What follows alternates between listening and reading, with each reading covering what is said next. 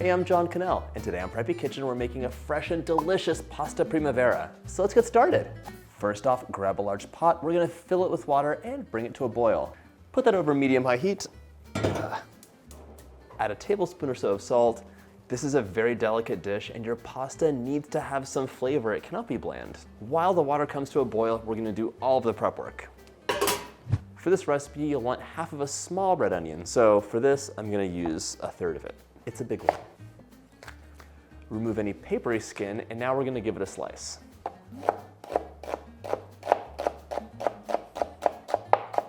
We're also gonna slice a small red and yellow bell pepper, but you could use any bell pepper you want. They taste very similar.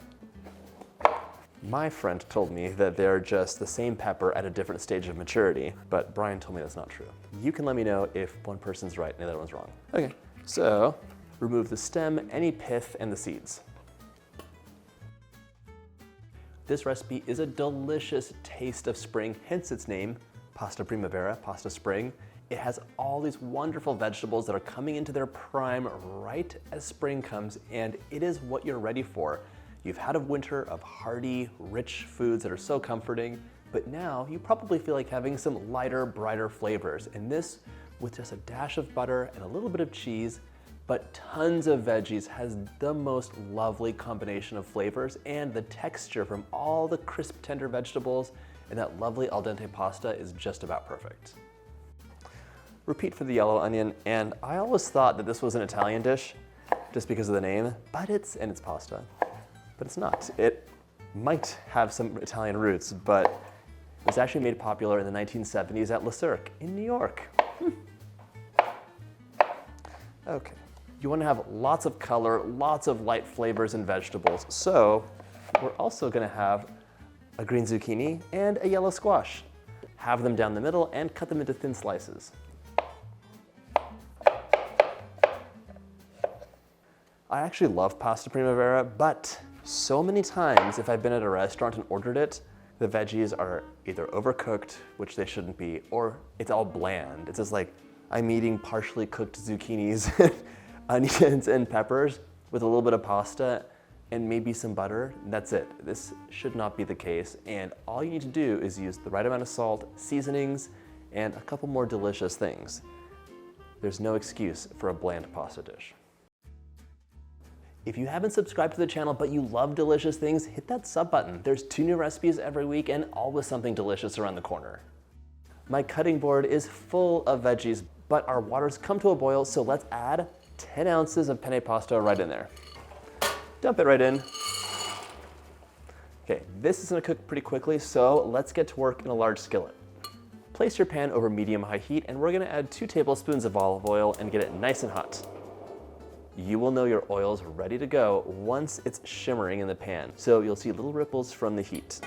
Cold oil is not your friend. You want it to be really hot when you add things in. My oil's dancing in the pan, so now we're gonna add the onion in and cook it for 2 minutes while stirring frequently.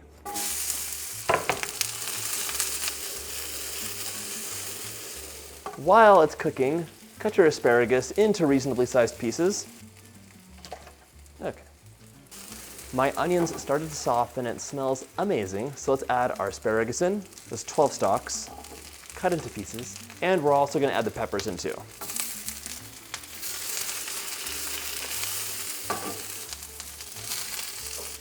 All right, let's cook this for 2 minutes and keep stirring so the onion doesn't burn. After 2 minutes, it's time to add your squash, zucchini, and garlic in.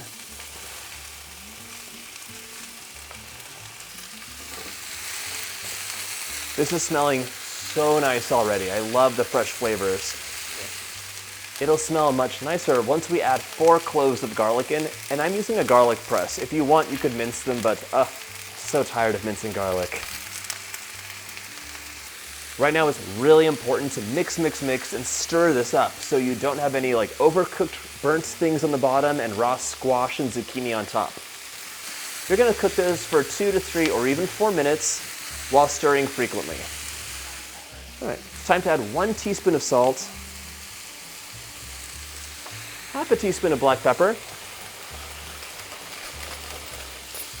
and For seasoning, you have a choice. You could use 2 teaspoons of Italian seasoning, or you could use rosemary and oregano or thyme. Really, any of your favorite herbs will work here. If you don't like Italian seasoning, don't use it just because it's in the recipe. Use what you love. This is ready to come off heat now. It looks so beautiful, and things are just really nice and crisp tender right now. They have a lovely mouthfeel, and with the al dente pasta, it'll be delicious. Okay, my pasta's nice and al dente. I'm taking that off heat, and it's time to drain it. However, we're gonna reserve half a cup of pasta water. Very important. Okay. Right, drain your pasta.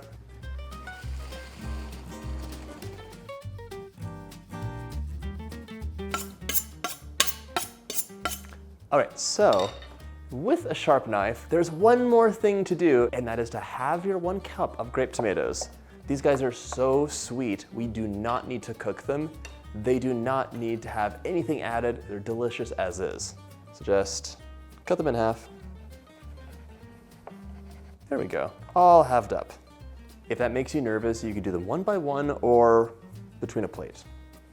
Set that aside, and now the drained pasta returned to the pot. Now we're gonna add our veggies in.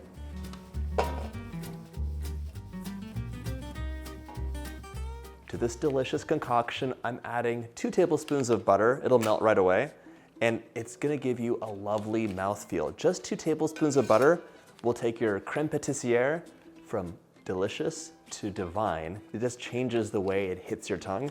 The same thing for pasta primavera. It's gonna change the way your tongue accepts the flavors. The fat helps bond them to your taste buds and just gives you like a burst of flavor and an amazing mouthfeel. I'm also adding in my half cup of reserved pasta water. The pasta water has starches mixed throughout, and a little bit of salt too, and it's gonna help bring everything together and give you that silky sauce. Don't think I forgot my beautiful grape tomatoes. All of them? Huh, this one's not halved. You're gonna want about 3 tablespoons of lemon juice, but it's up to you. I love things extra lemony, so if you want more, add more. It's time to stir things up, encourage all of that butter to melt, and get the flavors really beautifully combined. This entire day, I've had things jumping out of my pots and pans. I don't know what's going on. Okay. And by the way, if there's any veggies that you happen to have in your fridge and you enjoy them, go ahead and use them. They're gonna be great. If it were me and I'm at home, I might add some spinach in, let it wilt at the very end, and just have an extra little bit of green. Ooh, or some wilted arugula. Or rocket if you live in the UK. All right, this is ready to go, but the crucial end comes when we serve it. So let's get this into a bowl, garnish with freshly grated Parmesan and some basil, and it's ready to enjoy.